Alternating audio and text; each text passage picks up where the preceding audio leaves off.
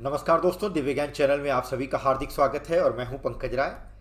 आज मैं आप सभी के लिए प्रैक्टिस पेपर सेट नंबर 2 लेकर के आया हूं। तो केवीएस के सारे विद्यार्थी, एसएससी जीडी की परीक्षा देने वाले और यूपी टेट की परीक्षा देने वाले सारे विद्यार्थी जल्दी से जुड़ जाएं इस प्रैक्टिस पेपर सेट को देखने के लिए।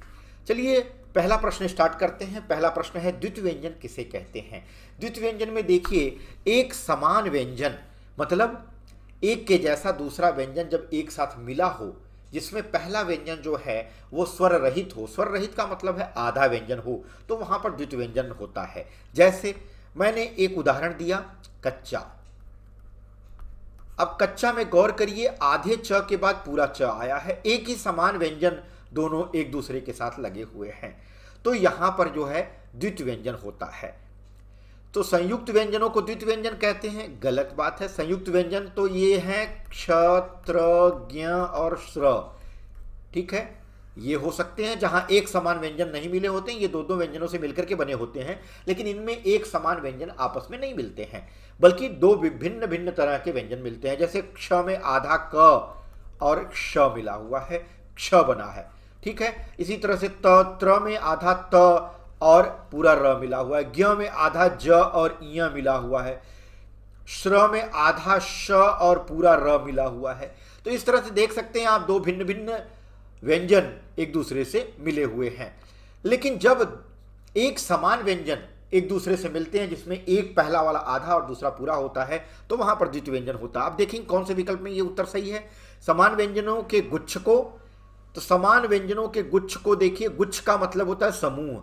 तो समान व्यंजन मतलब एक समान व्यंजन जब आए एक दूसरे के आसपास, तो वहां पर द्वित्व व्यंजन होता है। खड़ी पाई वाले व्यंजनों के संयोग को नहीं, खड़ी पाई वाले व्यंजनों के संयोग को ही नहीं कहेंगे। कभी कोई जरूरी नहीं है कि हमेशा खड़ी पाई वाला ही आए या डंडी वाला आए। कई बार ऐसा होता है, जैसे मैंने कह दिया छुट्टी, एक उदाहरण मैंने दिया छुट्टी। अब यहां देखिए, ये खड़ी पाई वाले व्यंजन नहीं है। च वाला तो खड़ी पाई वाला व्यंजन है कि इसमें डंडी लग करके च बनाया जाता है, ये डंडी होती है। लेकिन ट में देखिए आप, दोनों गोल आकार वाले व्यंजन हैं, यानी ट जो है गोल आकार व्यंजन है, ये पाई वाला नहीं है। तो ये विकल्प गलत हो जाएगा, पहला भी गलत है। आगत ध्वनियों वाले व्यंजन को, ये भी गलत है, ख विकल्प सही होगा। दूसरे प्रश्न पे आते हैं। यर अलावा वर्ण किस श्रेणी में आते हैं। स्वर में आते हैं। यर अलावा स्वर में नहीं आता। आप जानते हैं ये व्यंजन होता है, लेकिन किस तरह का व्यंजन होता है, व्यंजन में भी ग्रुप है। इसे हम अंतस्थ व्यंजन कहते हैं, क्योंकि य, र, ल और व, इन चारों को बोलने के लिए मुंह के अंदर की जो प्राणवायु है वो मुंह के आंतरिक भाग में किसी भी तरह से इसको ना तो पूरी तरह से टच करती है और ना आंशिक रूप से टच करती है। तो ऐसी किसी न किसी भाग को स्पर्श जरूर करती है, लेकिन पूरी तरह से नहीं। यही कारण है कि इन्हें हम अंतस्थ व्यंजन कहते हैं और इन्हें अर्ध स्वर भी कहा जाता है, ठीक है। इन्हें ऊष्म व्यंजन नहीं कहते, क्योंकि ऊष्म व्यंजन होते हैं श, श, स और ह, ये ऊष्म व्यंजन होते हैं, ठीक है। और स्पर्श व्यंजन वो तो क से लेकर के म तक का होता है, तो वो भी नहीं होगा। तो ये सभी विकल्प जो हैं वो गलत हैं, ख सही है। तीसरा प्रश्न, नमस्ते शब्द का संधि विच्छेद है। नमस्ते का क्या संधि विच्छेद सही होगा। नमः जमा ते बराबर नमस्ते, तीसरे का ख विकल्प सही होगा। यह आपको देखना पड़ेगा, यहां क्या होता है, जो विसर्ग होता है वह आधा स में बदल जाता है, आधा स में बदल जाता है, विसर्ग का आधा स हो जाता है। यह नियम है विसर्ग संधि का। नीलकंठ कैसा शब्द है। देखिए, नीलकंठ शब्द से हम एक तीसरा अर्थ निकालते हैं भगवान शिव का। तो यहां पर एक अतिरिक्त अर्थ निकालने के अर्थ में हम प्रयोग करते हैं, या अतिरिक्त शब्द के अर्थ में प्रयोग करते हैं, या ये इसमें दो शब्द हैं, नील और कंठ, दोनों मिलकर के किसी तीसरी की तरफ इशारा करते हैं। तो इनमें दो शब्दों का समूह है। पहली बात है कि नील है और दूसरा है कंठ, और ये विशेष अर्थ में प्रयोग किया जाता है, जो कि एक रूढ़ता दिखाता है, और वह है शिव के अर्थ में। रूढ़ता भी जो है योगरूढ़ शब्द कहेंगे, घ विकल्प सही होगा। पांचवा प्रश्न, हनुमान शब्द का पर्यायवाची नहीं है। देखिए, पवनपुत्र हनुमान का पर्यायवाची शब्द है, मारुति हनुमान का पर्यायवाची है, महावीर विक्रम बजरंगी महावीर शब्द जो है हनुमान का पर्यायवाची है, लेकिन केसरी शब्द हनुमान के पिता का नाम था, इसलिए जो है केसरी शब्द हनुमान का पर्यायवाची नहीं है। बाकी सारे विकल्प गलत हैं। अगले प्रश्न पर चलते हैं, छठवां प्रश्न, शुद्ध वर्तनी वाले शब्द का चयन करिए। देखिए, सन्यासी शब्द शुद्ध वर्तनी नहीं है, क्योंकि सन्यासी में अनुस्वार भी लगता है, आधा न भी लगता है, और या और सी इस तरह से पूरा शुद्ध वो होता है।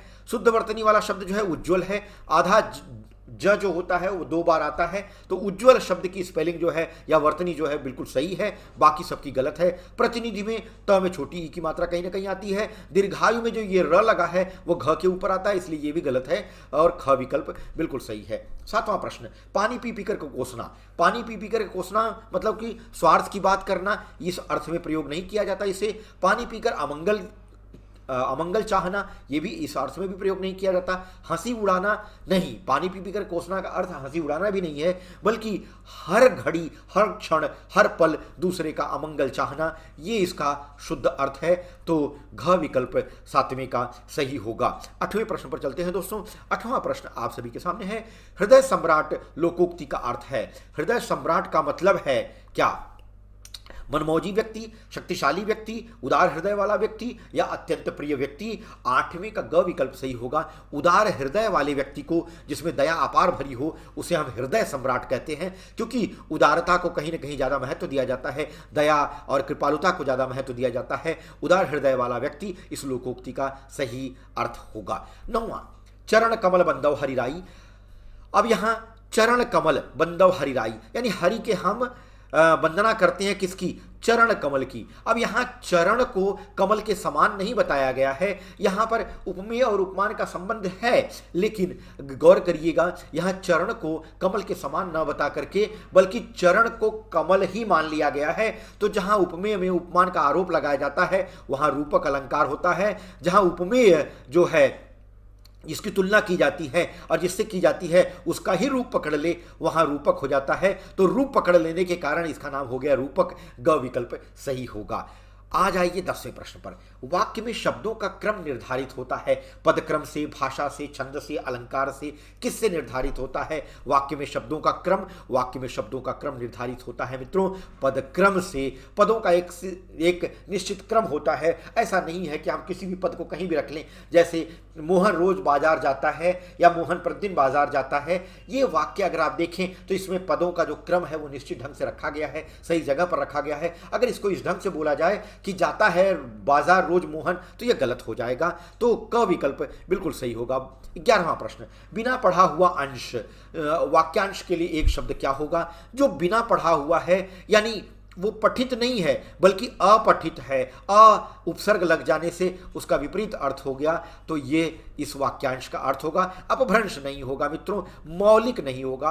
अपठनीय मतलब जिसको पढ़ा न जा सके, ठीक है, और जो पढ़ा हुआ न हो, दोनों में बहुत डिफरेंस है। समष्टि का विलोम शब्द है। समष्टि का मतलब होता है मित्रों बहुत व्यापक ढंग से, ठीक है, जिसमें हर अंग मौजूद हो। तो समष्टि का उल्टा होता है व्यष्टि। व्यष्टि यानी विशेष, ठीक है। जहां विशेष अंग की या विशेष भाग की बात की जाए वो व्यष्टि है, और जहां समष्टि मतलब व्यापक रूप से बात की जाए वहां पर समष्टि होता है। तो व्यष्टि का उल्टा होता है, विलोम होता है समष्टि, और समष्टि का उल्टा होता है व्यष्टि। यष्टि, दृष्टि और सृष्टि, ये इसका हो ही नहीं सकता अर्थ। चलिए, धाय का पर्यायवाची नहीं है। देखिए, धाय का मतलब क्या होता है, अब आगे जान लीजिए। धाय 13वां प्रश्न। धाय का मतलब धात्री होता है, ठीक है, अम्मा होता है, माँ होता है, सेविका हो जाता है, लेकिन तरणी नहीं होता, ठीक है। तरण का मतलब सूर्य की किरणें भी हो जाता है, ठीक है। आगे आ जाइए, अगला प्रश्न देखते हैं। अगला प्रश्न है 14वां। 13वें प्रश्न तक हम लोगों ने देख लिया दोस्तों। 14वें प्रश्न को देखेंगे। पन्नग का समानार्थी शब्द है। पन्नग का मतलब होता है मित्रों सांप। अब सांप का समानार्थी शब्द हो जाता है उरग। पिक का मतलब तो कोयल होता है, यह होगा नहीं। पिनाक का मतलब भगवान शिव की धनुष होता है, यह भी नहीं होगा। केसरी, आप जानते हैं केसरी का अर्थ बंदर के अर्थ में भी प्रयोग किया जाता है और केसरी सिंह के अर्थ में भी प्रयोग किया जाता है। सांप से इसका कोई लेना देना नहीं है। क विकल्प बिल्कुल सही होगा। 15वां प्रश्न है, निम्न में से कौन सा तत्सम शब्द नहीं है? नहीं है पूछा जाता है। घृत का मतलब होता है घी, यह तत्सम शब्द है। अनित, अतिन, अतिन भी तत्सम शब्द है। दुग्ध भी तत्सम शब्द है, लेकिन आशु तद्भव शब्द है, इसका तत्सम शब्द होता है अश्रु। ठीक है, आगे अगले प्रश्न पर आ जाते हैं। तो इस प्रश्न में घ विकल्प जो है वह सही होगा, जो कि तत्सम नहीं है। बाकी सभी विकल्प तत्सम हैं, इसलिए वो गलत हो जाएंगे। 16वां प्रश्न, अज्ञेय शब्द का विपरीतार्थक है अजेय। माफ करिएगा, अजेय का मतलब होता है जिसको जीता न जा सके, तो उसका उल्टा क्या हो जाएगा? अ हटा दीजिए उपसर्ग, उसका उल्टा हो जाएगा जे। तो जे मतलब जिसको जीता जा सके। अज्ञेय होगा नहीं, ठीक है, गेय होगा नहीं और पराजय होगा नहीं। आगे आ जाइए। उत्कर्ष शब्द का विलोम लिखिए। उत्कर्ष, उत्कर्ष मतलब उत्थान। उत्कर्ष का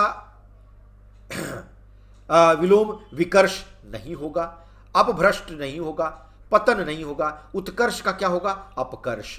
तो 17वें का कौन सा सही होगा? ख विकल्प सही होगा, बाकी सभी गलत हैं।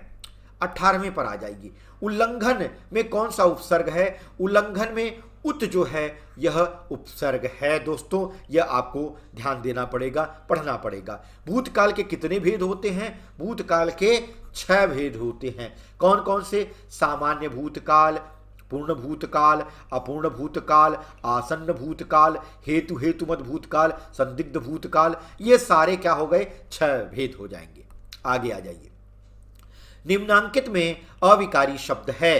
अविकारी शब्द यानी कि जो जिसमें परिवर्तन न हो, जिसमें विकार उत्पन्न न हो। नारी, नारी में विकार उत्पन्न हो सकता है, नारियों लिख सकते हैं, सर्दियों में लिख सकते हैं, मीठा को बदल सकते हैं, मीठी लिख सकते हैं। तो शब्द में परिवर्तन हो रहा है, लेकिन अविकारी क्या है? वह है परंतु। परंतु क्या है? संयोजक अव्यय है।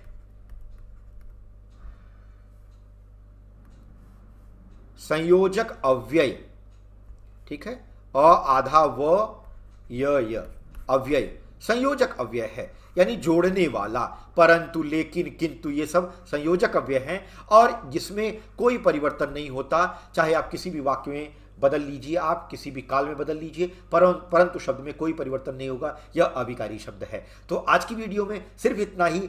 अगर आपको ये वीडियो अच्छी लगी हो तो लाइक बटन पर क्लिक जरूर करिएगा, हिट करिएगा लाइक बटन। और अगर आप चैनल से नए जुड़े हुए हैं तो चैनल को सब्सक्राइब कर लीजिए और ऑल जो बेल का आइकन है उस पर क्लिक कर लीजिएगा। किसी भी बेल आइकन पे क्लिक मत करिए, उसको खोलिए, ओपन करिए, उसमें ऑल लिखा हुआ आएगा, उस पर क्लिक करिए ताकि आपको मेरा नोटिफिकेशन टाइम टू टाइम मिलता रहे। अगली वीडियो में फिर एक रोचक विषय के साथ मैं आपसे रूबरू हूँगा। तब तक के लिए आप सभी का बहुत बहुत धन्यवाद।